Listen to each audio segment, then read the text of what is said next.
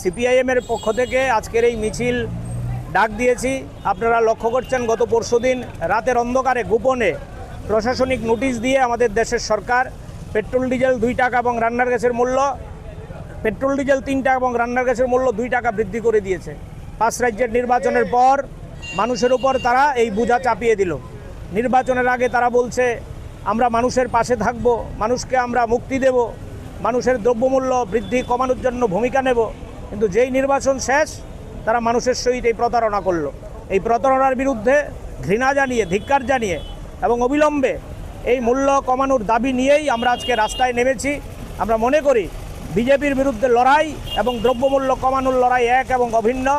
BJP মানেই হচ্ছে প্রতারণা, বিজেপি মানেই হচ্ছে মিথ্যা, বিজেপি মানেই হচ্ছে মানুষের সাথে দ্বিমুখী আচরণ। সেখানে এই দ্বিমুখী আচরণের প্রধান প্রমাণ হচ্ছে 5 রাজ্যের নির্বাচনের আগে মানুষকে আশ্বাস দেওয়া এবং নির্বাচনের পরে দাম বৃদ্ধি করা। তাই আমরা রাস্তায় নেমেছি আজকে।